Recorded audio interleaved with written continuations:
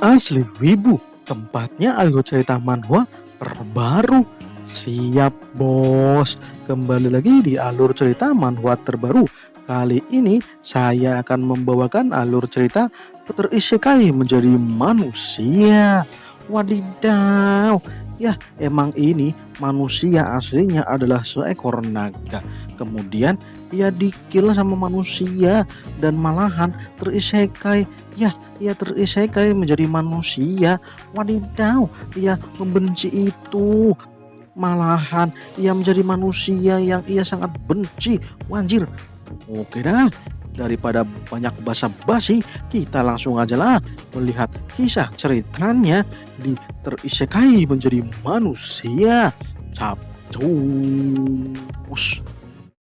Cerita diawali di malam hari. Di sebuah hutan, ada monster serigala yang sedang menyerang dua bocil. Dan satu bocilnya itu sedang melawan dengan pedang yang ia gigit. Walah, malah digigit kayak Zoro itu ya. Manusia ini milikku bodoh, kau tidak boleh menyentuhnya. Dasar anjing kampung, ucap si bocah rambut merah. Tapi si monster serigala bodoh amat. Ia langsung menerkam tuh bocil. Si bocil pun bersiap untuk pertarungan. Dan slash! Bocil itu berhasil menyerang mata serigala. Tapi ia terlempar dan ia terbentur. Tapi si bocil kuat. Ia pun bersiap kembali. Ia berusaha mengangkat pedangnya dengan tangan yang telah terluka. Serigala yang melihat itu pun tidak segan-segan. Ia pun mengamuk. Ia berusaha untuk menerkamnya lagi. Dan wureng, modar kau anjing kampung. Tebasan dilancarkan yang membuat ceritanya flashback. Wanjir malah flashback. Ya kita cerita dulu ya sebelum si bocil itu terisekai. Jadi di zaman dulu, zaman di mana para hunter atau petualang manusia berburu monster suka hati mereka. Dan ya, zaman itu adalah zaman di mana para naga dilenyapkan. Para manusia berburu apapun yang membuat mereka suka, termasuk itu ya kaum naga langit. Selama 1000 tahun, kaum naga dibantai habis sama manusia. Sampai-sampai cuman tersisa satu ekor, yaitu naga api merah. Tapi akhirnya ia pun modar dikeroyok para hunter. Tapi sebelum modar, si naga merah merasa dirinya sangat marah. Ia ingin balas dendam, tapi tubuhnya tidak bisa bergerak. Tubuhnya telah tumbang. Tapi perasaannya benar-benar penuh dengan kebencian dengan manusia. Sampai akhirnya, ya elah, ia malah terisekai menjadi bayi. Bayi manusia lagi. Wanjir, kenapa gue di itu ya, digendong sama manusia. Pedebah ini manusia. Wanjir, kenapa gue terisekai menjadi bayi manusia. Bener-bener dah, jijai. Jiji anjay. Kemudian si bokap yang melihat anaknya menangis, ya ia menangis beker-beker. Tapi si bokap malah seneng banget. Ya soalnya anaknya ini baru lahir. Walah gitu ya. Si bayi ini lahir dengan sehat walafiat. Wadidaw ternyata baru lahiran. Ia pun memberitahu istrinya kalau anaknya sangat-sangat kuat. Diomongin seperti itu, ya tuh bayi malah diem. Dan cuih, wadidaw malah bokapnya disemprot. Wanjir dah, bokapnya jijai banget ini mah. Ia langsung pergi cuci muka itu. Kemudian nyokapnya itu ya yang akhirnya menggendong si bayi. Nyokapnya itu mengatakan, "Selamat datang, Ray. Selamat datang di keluarga kecil kami." Wah, si naga langsung kincep. Ia malah kesemsem sama nyokapnya sendiri. Wadidaw. Dan ya, scene pun berpindah.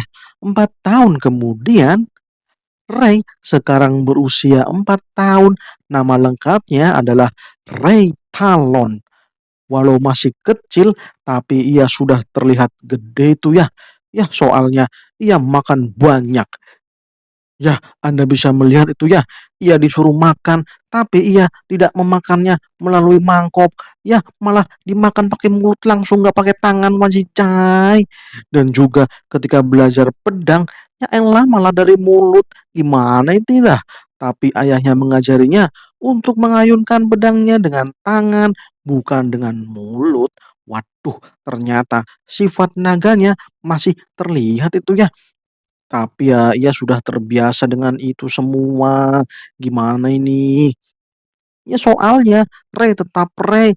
Dia adalah seekor naga merah. Ia masih menyimpan dendam dengan para manusia. Ya kecuali dua orang tuanya ya. Mereka yang merawatnya. Jadi si Rey tidak balas dendam sama dua orang tuanya. Wadidaw. Kemudian di saat mau pulang, Ray malah dikagetkan dengan kemunculan seseorang. Ya, Ray langsung waspada. Ia berposisi tempur. Tapi ternyata itu yang datang adalah gadis imut-imut, wanjir. Ada bocil imut-imut, main di hutan. Ngapain dah? Hai, namaku Ami. Maaf ya, sudah mengagetkanmu. Lelelelah, Ami. Oh, oke lah, oke, oke, oke. Santai, santai, Neng, santai. Walah, katanya balas dendam, malah kesemsem sama bocil imut. Wanjir. Kemudian Ami menjelaskan kalau sebentar lagi hari akan gelap, jadi segera pulang.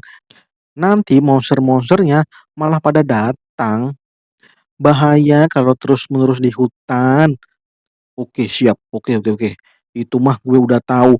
Ini juga mau pulang. Oh, kalau gitu kita sama-sama aja ya, ucap Ami. Dan ya, mereka berdua pun OTW pulang bersama. Kemudian Ray memperkenalkan diri, namanya adalah Ray Talon dari keluarga Talon. Tapi si bocil cewek ini sudah tahu Ray itu terkenal ya di desa. Jadi ia sudah tahu siapa dirinya. Mendengar itu, Ray langsung murung. Ya gimana ya, dirinya memang terkenal di desa itu. Soalnya hanya ia yang memiliki rambut merah.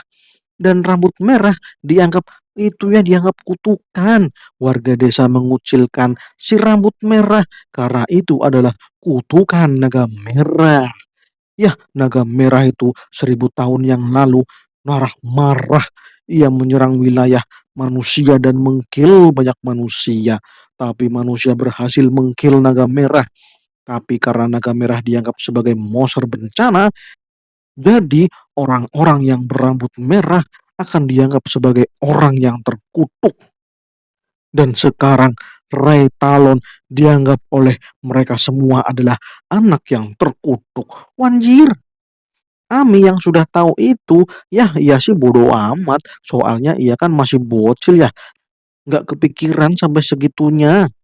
Dan ya, karena nggak paham, Ami pun berjalan dengan santai ke desa bersama Ray, si bocah terkutuk. Manjir. Di saat sampai di pinggiran desa, Ray malah dihadang bocil preman. Ini adalah Gray dan dua temannya. Ternyata Gray ini adalah kakaknya Ami. Ia mau menjemput Ami, tapi ia malah melihat bocil terkutuk. Woi, woi, woi, woi, sadar diri napa? Kau itu bocah rambut terkutuk. Jangan dekat-dekat dengan adikku. Wadidaw. Ami berusaha menahan kakaknya supaya tidak terjadi perkelahian. Tapi kakaknya malah mendekat. Ia mau mengambil Ami. Resi bodoh amat, ia sudah terbiasa dihina seperti itu. Ia pun pergi meninggalkan bocah-bocah perundung itu. Ya elah langsung pergi, sekalian tuh ajak orang tuamu untuk pergi. Wanjir malah diledek. Mana ada orang tua yang melahirkan manusia terkutuk kayak ente, ucap si bocah pembuli. Mendengar itu, Ray jadi marah. Ia langsung menjotos bocil perundung itu dan tuak. Waduh, malah ditahan. Si Grey ini ternyata kuat juga ya. Ia bisa menahan serangan Ray yang diselimuti api. Wanjir, Grey gak kuat. Ia pun terpental menahan serangan Ray. Hei bocah-bocah tolol, kau boleh menghinaku, tapi kau tidak boleh menghina orang tuaku. Wadidaw, si bocah terkutuk ternyata kuat juga ya. Oke lah, gue ladenin, ucap Grey. Ini pedang gue, tolong, tolong ini ya, tolong pegang bentar. Gue nggak mau ngekill tuh bocah. Oh, ente mau adu tumbuk. Oke, oke, gue ladenin. Sekarang maju sini saus tartar. Gue akan tunjukin pencak silat aing mau. Dan ya, Sin pun berpindah. Wanjir, nggak jadi tarung malahan. Di desa Amber, Lei sedang berjalan melewati pasar. Ia mau pulang ke rumahnya. Dan di situ ada emak-emak yang lagi ngerumpi. Ia kaget melihat ada bocil terkutuk itu ya. Mereka benar-benar jijik melihat bocil terkutuk ada di desa mereka. Kenapa enggak diusir saja ya si Ray itu? Kalau bukan dari keluarga Talon, mungkin ia sudah dibuang sejak lama. Dan ya, beberapa saat kemudian Ray sampai di rumah. Nyokapnya sudah menunggunya karena ia sudah menyiapkan makan malam. Ia melihat anaknya yang baru pulang terlihat kotor dan banyak lukanya itu ya. Ia pasti berkelahi lagi ini. Tapi Ray beralasan kalau ia cuman jatuh. Ia habis memanjat pohon dan jatuh. Dan ya, bapaknya Ray muncul. Ia mengatakan kalau boneka latihannya sudah dibenerin dan Ray bisa menggunakannya lagi. Wanjir, ibunya jadi marah-marah. Gara-gara bapaknya yang ngasih boneka latihan, Ray jadi babak belur terus. Aman kok, aman. Jadi aman itu. Ini biar Ray jadi pria sejati. Ya elah, pria sejati gundulmu peyang. Dan wanjir, ternyata ibunya Ray itu penyihir. Ray sampai ngelak. Dimulai lagi lah pertarungan antara pasangan kesatria dan penyihir. Wanjir. Ya, Ray jadi inget ya pas bayi. Walaupun ia adalah anak dari seorang penyihir, tapi pas bayi ia dibawa ke akademi sihir dan dites aktivitas mana magicnya. Tapi kosong. Ya, Ray tidak memiliki mana magicnya nol. Jadi, Ray tidak bisa menjadi seorang penyihir. Ray saat itu jengkel banget dah. Masa titisan naga merah gak punya sihir sama sekali, wanjir.